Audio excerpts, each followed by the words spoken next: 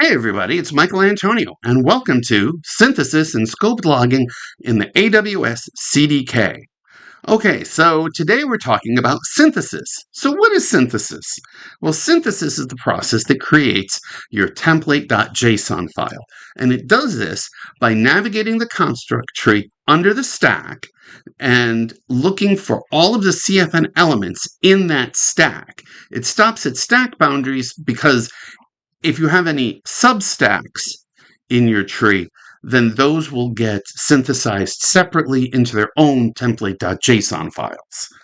So today what we're going to do is we're going to explore synthesis, but we're going to do it by using scoped logging, which is a feature in my CDK orchestration library. Okay, so you might remember back in the runtime type info video when I talked about construct service, and construct service manages a symbol keyed property. And the construct service has methods such as get, which gets the property value, set, which sets the property value, and search self or create, which gets the property value. And if it's undefined, hasn't been set yet, then it calls a factory that was passed to construct service in its constructor, and it creates a value for the service and then sets that on the construct. And we saw some of this being used with the runtime type info class and with some other classes in that video where we implemented the of function for a custom construct. And we saw that runtime type info or construct runtime type info is a subclass of construct service, and it adds the functions setRTTI and hasRTTI. Okay, so this time we're going to be seeing the effects of using a construct tree service. And construct tree service is a subclass of construct service, and it adds the method search up or create. So if a construct does not have a service, then it can look up the tree at its parent, grandparent, great-grandparent, etc., until it finds an implementation of the service. And if it can't find an implementation of the service, then it will go ahead and call a factory if one exists. And we use this to store an iLogger implementation for scoped logging. That way, if a stack has a logger, then that means that every construct under that stack is going to share that same logger implementation. And that's how scoped logging works. It allows you to set a logger implementation for a scope and for everything under that scope. And it also allows you to do some overriding there. Okay. So why scoped logging? Why did I create scoped logging? Well, what it does is it allows you to associate log lines with constructs. So when you see, it'll log out not only what the log level is, but also log out the construct path. And this makes it obvious which construct is running code at the time the line was logged. And what I found was that every time I was logging, I always wanted to log out the path. And so this just makes it easy because that's built in. So, as I said, you can turn logging on and off for constructs and subtrees. It supports log filtering via the iLogger interface, so you can implement your own iLogger. You can subclass the logger class that I provide, and what it really does for your users is it provides them with helpful output that increases the likelihood of user remediation of issues. That is, if your users know what your construct is doing, it helps them to control it better. And so the use case that I've come up with for today is observing synthesis. So today we're going to use scope logging to observe the process of synthesis in L1 constructs, including token resolution. Oh, and it's demo time. Okay, so here on the left, you can see that I have the AWS toolkit and all of the constructs in here, and so we can take a look at that. Now, I'm going to start off teaching you a little bit about how scoped logging works. So here we get the log of a scope. So that's a construct which is passed into this test logging function, and then I can call methods to do logging, error, warn, info, and debug, and we'll see how these get filtered. And you can pass to these functions message, which either is a string or a string provider, and I have an example of that below as well. Okay, and then I've created this construct, noisy construct, and this just calls test logging so that in its constructor, it'll just tell you that the constructor was called. And if you don't set an ID on noisy construct, it'll default to noisy construct. That's just kind of nice. I try to do that wherever possible. Um, okay, and here is the first construct that we're going to use to observe synthesis, and this is called stack description. It's a CfnElement, so I overrode CfnElement. We talked about this in the episode on escape hatches. And here I'm just going to be doing basically the same thing we did there because we had this class there, and we are going to add logging to it. So that's why I've overridden the constructor. I'm going to say that the constructor was called, and I'm going to pass the properties so you can see what happens. And then I will set the description to a lazy.string, and whenever you call lazy.string, that creates a token. So we're going to have a string token here, and the produce function will not just return the description, but it will also log using scoped logging for this construct. And it also has a display hint of description, so when it gets written out, it'll be easy for you to identify when we're talking about the stack description token. Okay, we're also going to override toCloudFormation. We're going to create our result. We're going to log out that toCloudFormation was called, and we're going to log out the result of toCloudFormation right before we return it there. I've also overridden CfnBucket to create logging CfnBucket. And what logging CfnBucket does is, yes, it overrides the constructor and it writes out the properties that were passed in. So the CfnBucket properties get written out. And if you didn't pass any, it'll just write out undefined. And I've also overridden render properties, which is actually what creates the properties that are written to CloudFormation for the resource. And it gets properties as input and it returns properties as output. So we're going to log both the input properties, we're going to call the superclass, and then we're going to log the output properties before we return them. That'll be interesting. And we're doing basically the same thing in CloudFormation, where I just log that it's been called, I call the superclass to CloudFormation, and then I print out the result. Now, this result contains a different kind of token in it. It contains a post-resolve token. And so I've created a post-resolve token here, and I'm going to return that. And so you can see here, I'm going to log out the post-resolve token itself and then return it. Now you might be wondering, how do I know that CfnBucket returns a post-resolve token? Well, the reason is I went and looked it up. So if you look in GitHub, you can see that the _2 CloudFormation implementation of CfnResource, and CfnResource, of course, is the base class for CfnBucket, returns a complete CloudFormation fragment for the top level, and so it's got a resources tag, and it has a single resource in it, and with a logical ID, and it writes out the logical ID as the key under resources, and then the value is actually a post-resolve token. So we won't be able to do anything with this post-resolve token, but we can create our own and return that from _2 CloudFormation because that's a perfectly reasonable thing to do. And I'm just going to have this one wrap the result of 2 CloudFormation that we got from the CfnBucket. And that way, this will resolve to that result because when it gets passed to us in this template parameter in our process function, we're going to log out that process was called. We're going to log out some of the context variable properties such as preparing and document path, and then we're going to write out the template that we were passed. We're not actually going to change the template, we're just going to return it because the whole purpose behind this post-resolve token is to show you how post-resolve tokens work in the CDK. And as I said, then we're just going to write out the post-resolve token itself before we return it from _2 CloudFormation. So we're really going to get into token resolution today and how that works. Now, another aspect of synthesis is, well, aspects. And here we have the logging aspect. And what the logging aspect is it's an aspect that adds to any function. So it visits all of the nodes under the tree that it's applied to. And if any of those are functions, then the super.visit, which is the implementation and logging aspect, is going to add a log level environment variable to the Lambda function.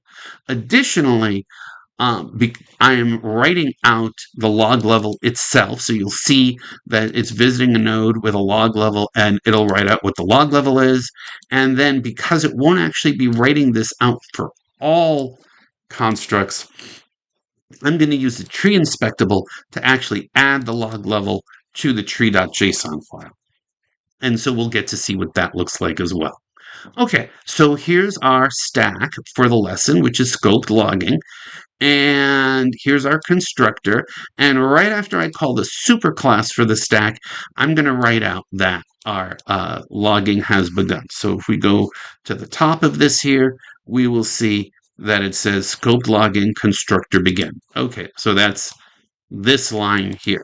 Then I add the aspect that does not cause anything to get logged.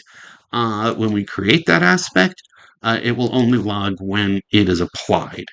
And then we log out before logging has been turned on for the stack, because I've created my stack, but I haven't really done anything except add this aspect. So logging is not turned on yet, or scoped logging is not turned on. So when we call test logging, we don't see anything. And when we create a noisy construct, this noisy construct is, as the ID says, actually quiet. And it's actually quiet because I haven't turned on logging for this stack yet. So that's one of the features of scoped logging, is that by default, it doesn't write out anything. And that's really nice when you're doing a build and you want your build output to be clean. If you want to actually see the log lines, you have to turn logging on. And so here we're going to do this with the logger service. So we're going to set the logger service of the stack to a new logger, and we're going to set the log level to all. So that means that all log lines should be written out. And here I'm going to call test logging. So I'm basically running this test again. I'm going to call test logging. I'm going to write out hello again, and I'm going to create a noisy construct, and this one's ID is going to be noisy construct because I defaulted the ID to that and we didn't pass an ID in, so that's what that will be. And here you can see that we did actually get log. So here we see hello again from scoped logging in error, warning, info, and debug log lines, which is what we expected. And then for noisy construct, we see error, warning, info, and debug, and it writes out the path of the construct, which is scoped logging / noisy construct, and it just says that the constructor called, because that's what happens in the constructor of noisy construct. So that's kind of neat. Okay, so now I'm going to create another construct called infoscope, and I'm going to set the logger of infoscope to a level of info. And that means that when we call test logging on infoscope, we're going to see the error, warning, and info lines get written out with the message hello friend. And then when I create a noisy construct under infoscope, you can see I can do that because while this noisy construct is under the stack, this noisy construct is under infoscope. And so it will also say constructor called, but the path will be different. And again, we get error, warning, and info lines written out, but no debug line. And next, I'm going to create another scope. This one's going to be a child of infoscope, and it's called error scope, and I'm going to set the log level to error. And I'm just going to create a noisy construct here because I think we understand how test logging works. And as you would expect, it only writes out the error line. It doesn't write out a warning, info, or debug line. And so the next line that we end up seeing is the constructor for stack description here. And I also created another child of error scope this time called no log scope, and it uses a no-op logger, which is just a logger that has a log level of off. So you can see that the log levels are off, error, warning, info, debug, and all, which is just a very large number. It's actually set to a bunch of Fs. Just so that it ends up being a really large number, and it really does mean we want all levels on. And so this noisy construct is also, this one here is also quiet because the no-op logger turns off logging. So there we go. So then the next thing that we're going to do is we are going to create some inline Node.js functions. So I'm creating 4 of them, and I'm creating one at the stack level, one for info scope, one for error scope, and one for no log scope. And this is interesting because, well, first off, we're not going to get any log lines out of the constructors for these because these constructors don't log. There's really inline Node.js function just isn't that complicated, and so there's nothing for it to log. And so we don't see any log lines between our noisy construct and stack description for these guys here. But these guys will all get visited by the logging aspect, and therefore the log level will get written out to the template.json file as an environment variable for each of these functions. So let's go take a look at that. Okay, so if I go to the top here now, you'll see that since I made no log scope a child of error scope, and I made error scope a child of info scope, our logical ID has gotten rather long here. So this is just something for you to notice about how the CDK works. And so this is the service role. So this is actually an IAM role, and then this is actually the function. So this is the Lambda function. And you'll see that for variables here, we did not actually get a log level here. And why didn't we get a log level? Because this is the no log scope, which means that logging was set to off, so there's no need to add the variable here. So we didn't add a variable here. Okay, now when we get to the error scope echo lambda, the log level was set to 1. And it was set to 1 because, well, that's what the error log level is. That's the number that's associated with the log level.error constant. And so that's what that ended up being. And then if we go to the info scope, we'll see that the log level was 3 because it's higher, debug would be 4, and warning would be 2. But I didn't bother creating lambdas for those. I think we get the idea here. And lastly, for the stack level, I did create an echo lambda, and here the log level is a very large number because on the stack the log level was set to all. So now what actually happens inside the lambda based on this log level, that is up to the lambda code to decide how to use it. This is just really a neat way for you to add this environment variable to your lambdas without having to go change the lambda code. You can just use this aspect to add log level there. And of course, you can change any property that you want using aspects. But I think that's just kind of a particularly neat example of what you can do with aspects. Okay, and so then next we created the stack description. And if we go back to our output here, we will see that the constructor for stack description was called with the road goes ever on and on. And you can see that that is indeed what we passed in here. Next, we're going to create a bucket using the logging CFN bucket class that we created above. And for the bucket name, I'm actually going to pass in a lazy string. Again, this is a token. I'm going to log using the log of this dot bucket, which is the logging CFN bucket. And I'm going to log out that we are resolving bucket name. And here, this is what we are resolving the bucket name to. It's my bucket dash 0000 account dash, and then the region that was passed in. And the display hint will be bucket name. So that way we'll know when we're taking a look at the bucket name token, and we'll know when we're resolving the bucket name. So that's kind of neat. And so here we got to see our constructor being called. And if we look at the code for logging bucket, you can see that it was called with props, and then we just JSONify the props. And that's bucket name, and bucket name is set to a token with a hint of bucket name, which is what we expected it to be. Okay, and so that's the end of our constructor for the scoped logging stack. So you can see at the very bottom, I've written out scope logging constructor end. Okay. And so that's the end of constructing, but then the very next thing that happens, you'll see in my main.ts file, is we synthesize. And this does not have to be in here. It could have been just part of the compile command that's in my package.json file. The way that I've set this one up, I call app.synth at the end of my main.ts or app.ts, depending on how you're doing that.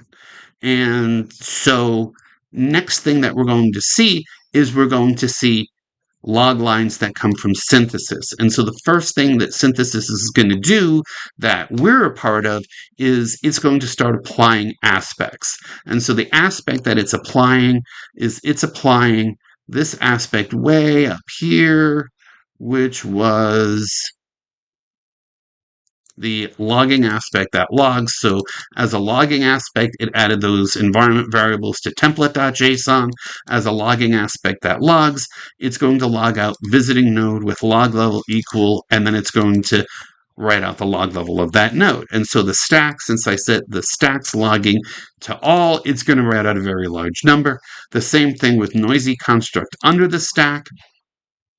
And then the info scope has a log level of 3, as do the things under the info scope.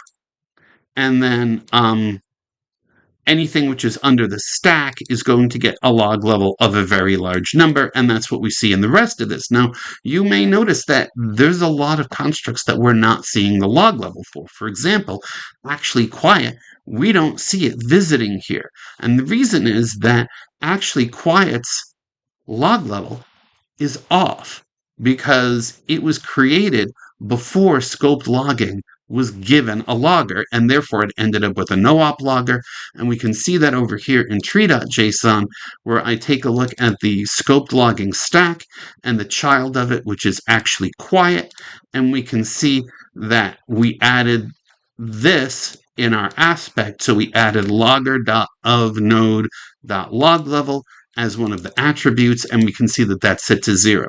And that's why we don't see a visiting line for actually quiet between the visiting line for scoped logging and the visiting line for noisy construct. And you can check the rest of these if you want to compile this for yourself and go through the tree.json. But if a node has a log level of 0, we're not going to see the log line for that in our aspect logging.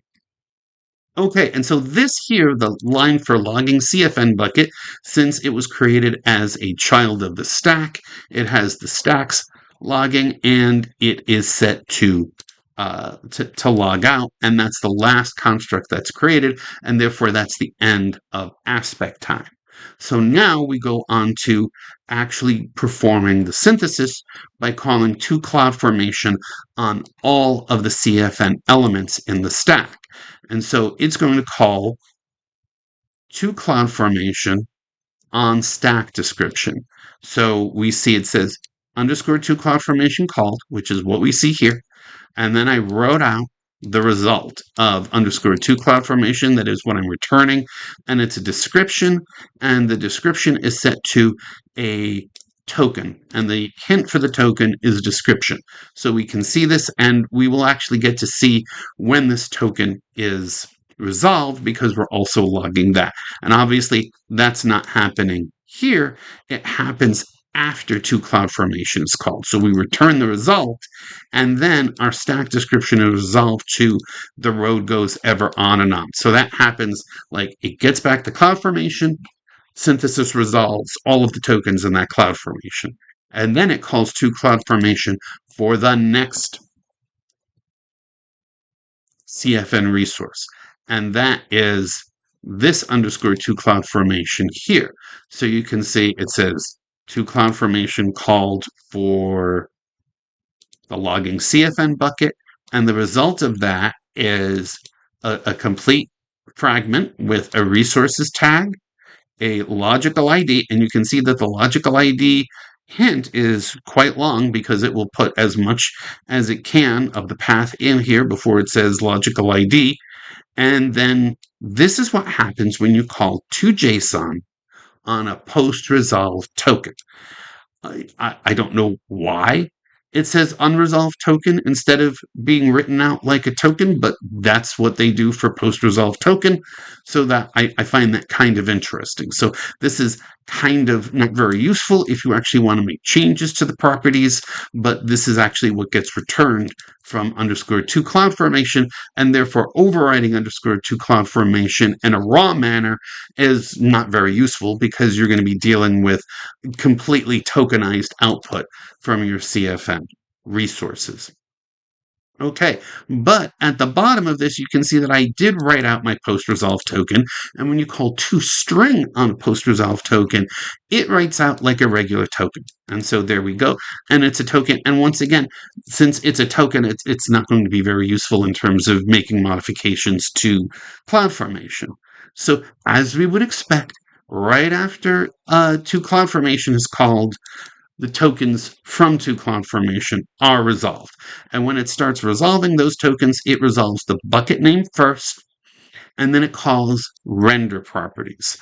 So render properties was called with props bucket name, and so that's up here. Render properties is a method on CfnResources, and we're overriding the one on the CFN bucket. We're writing out the render properties and the props that it was passed, and it was passed, instead of being passed unresolved information, it was passed resolved information, but it was only passed the properties for the resource, not the entire resource JSON. And so it has the bucket name and it has the resolved bucket name here. And then what is returned by render properties, and JSONifying the result of render properties, and that is my bucket dash the account number dash the region, and which is exactly what we expected it to be. Okay, so once render properties is done, then our post-resolve token, that is the one that I created here, its process method is going to be called. And it's called with a context that says preparing is true and the document path is empty. So preparing is true. That means that we're in the preparing phase of synthesis. And the document path being empty, I believe that means that it's the top level of the CloudFormation document that's being written, which makes sense when you take a look at the template because resources is a top level tag in CloudFormation, and then we get the logical ID, and then we get the full CloudFormation for the bucket, including the properties that were rendered by the render properties function. Okay, and so since that's the last construct, we're done, right? Well, no. You can see we're not done here because once again, stack description _to CloudFormation was called. And the result is this token. But this time you can see that the token was not resolved. Now, why is that? That's because this token is a stable token. And since it's a stable token, it's already been resolved. The CDK is going to use the already resolved value for this token, and therefore it's just going to return the string that it had before. And so we'll see that below. So we're not going to get to see the resolution of this token a second time, which is good. And then for logging CFN bucket, to CloudFormation is called again. It also returns a post-resolve token.